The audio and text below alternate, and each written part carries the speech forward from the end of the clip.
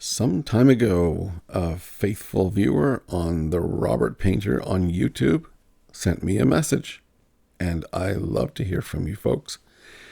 And the question was, can we see your paints and your palette? And I'm here for you, so by all means, let's get started.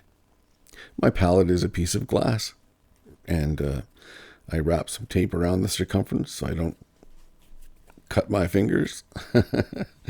And here we also have some of my paints, which are the Winsor Newton Winton line, which I think are some of the finest oil paints available today. Now, there are other colors which are beautiful and may not be as expensive, and that's just fine. We use whatever works. And in this case, I have some Rose Madder, and it's from the De La Rowney line of oil paints. And I'm going to tap some of that Rose Madder right into the little maple tree that's standing all by itself right there in the middle of the birch trees. Those birch trees they're softwoods, and they tend to give up their leaves first, and their colors change, and then the breeze blows and away they go.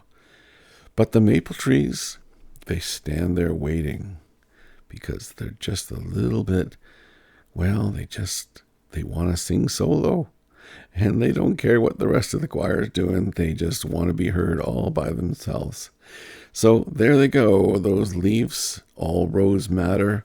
We just kind of place those colors all up and down the little maple tree. Now, it would be a little bit boring if it was just Rose Madder, as beautiful as that is. So we're going to tap a little titanium white into the same paint.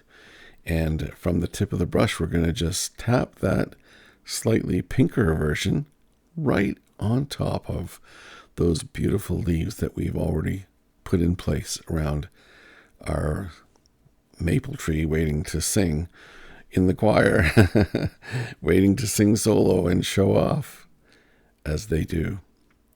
So the other reason why we are putting this lighter version on top of the darker is to give us a feeling of dimension, of a 3-dimension, sort of a dark and light on the leaves. It just makes them feel like there's more to them than just a flat surface.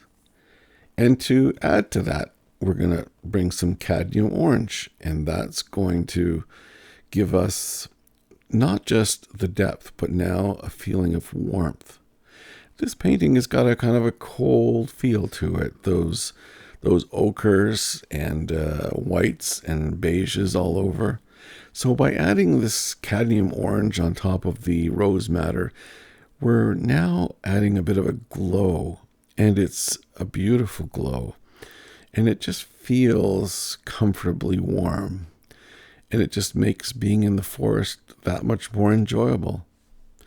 I'll take some of that cadmium orange and I'll just drop it right out into the air, outside of the tree, beyond the branches, and that just suggests that a little breeze has blown and picked up our leaves and moved them off to their new place where they will land and settle for the cold months.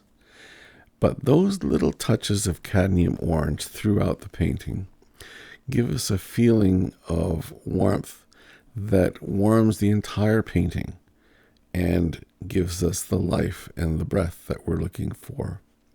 Speaking of warmth, I think I'll bring some of that Rose Madder and drop it into the shrubberies around the perimeter and out in the distant shoreline.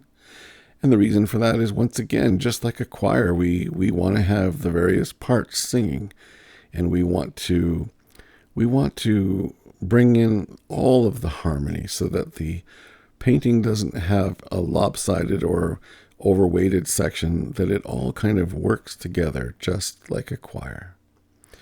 And I'll drop some on the ground as well. That'll just kind of warm up those earthy colors. Thank you for dropping in to the Robert Painter on YouTube. Be sure to like and subscribe, and we'll catch you next time.